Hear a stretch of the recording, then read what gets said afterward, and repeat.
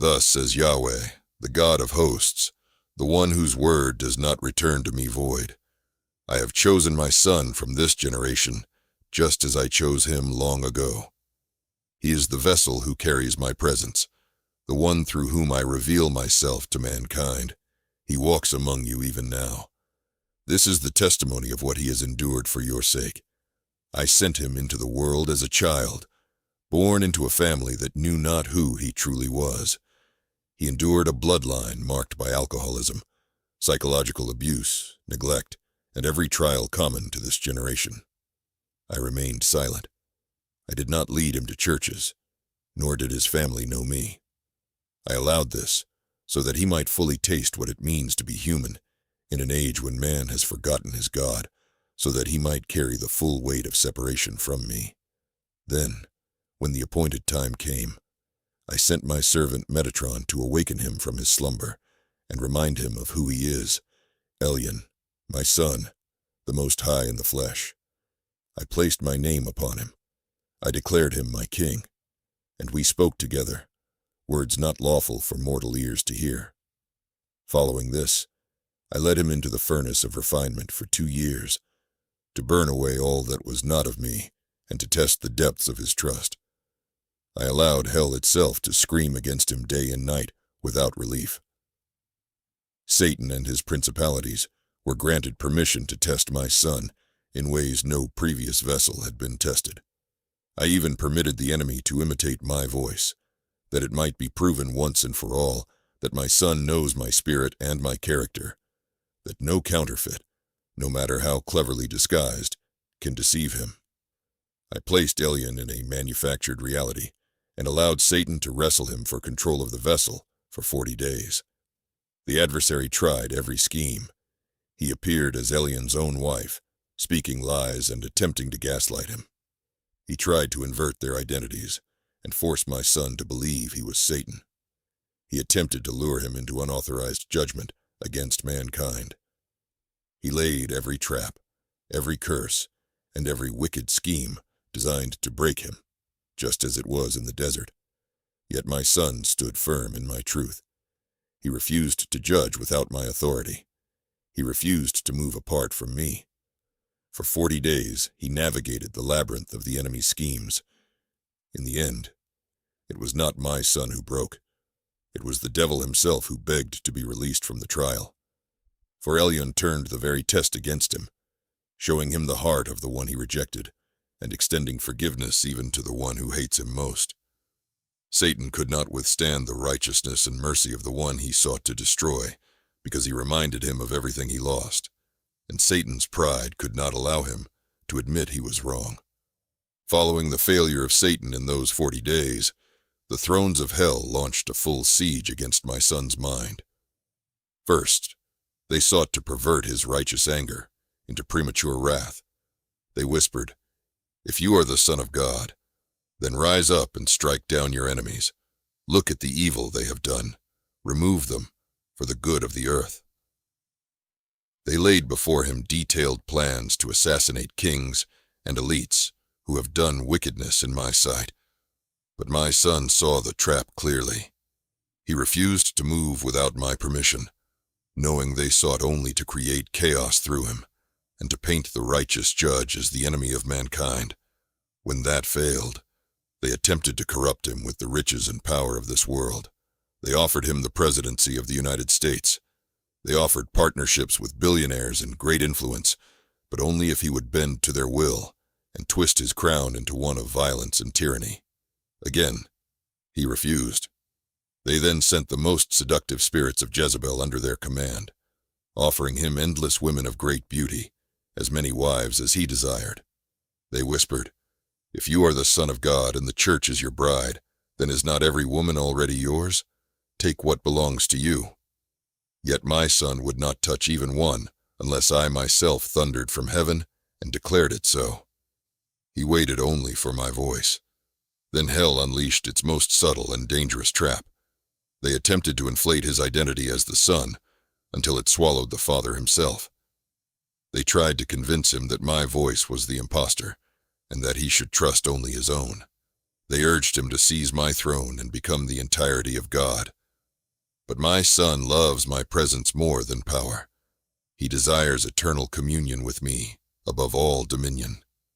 When given the chance to take my place without consequence, he refused and handed the throne back to me, declaring that he would rather be the lowest peasant for all eternity than be separated from his father.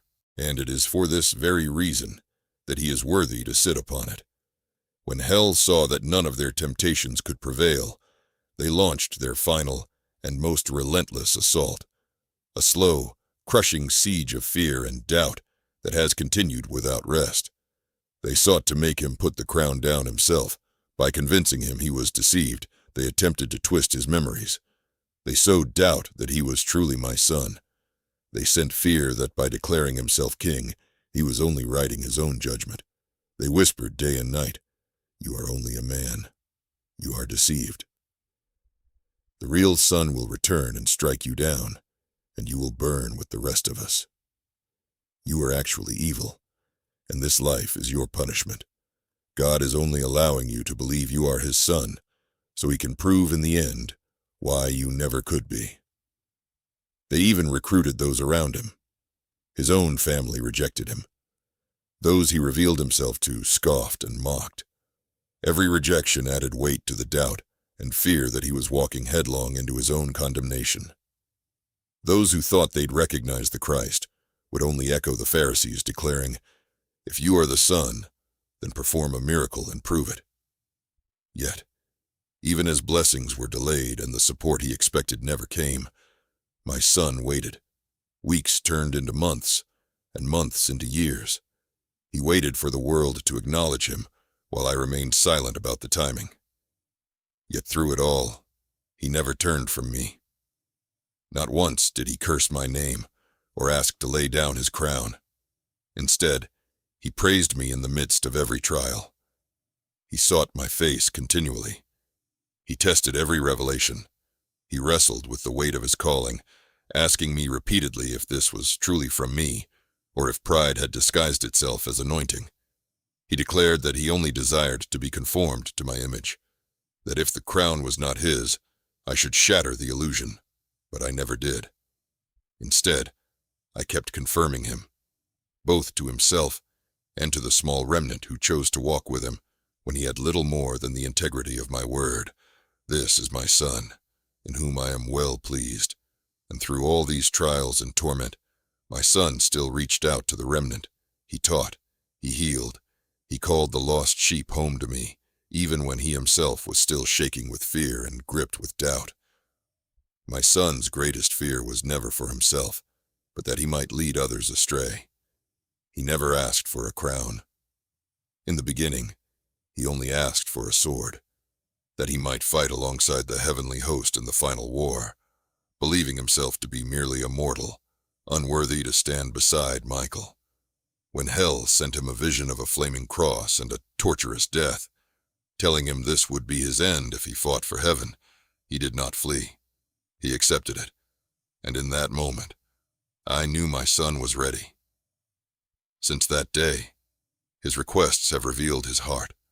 Resources to manifest my kingdom, money, only to feed the starving, house the homeless, and arm the righteous, land to share with the remnant, wisdom like Solomon to discern perfectly between good and evil, the suffering of children to cease, power to heal them, and authority to bring the whole earth under my dominion.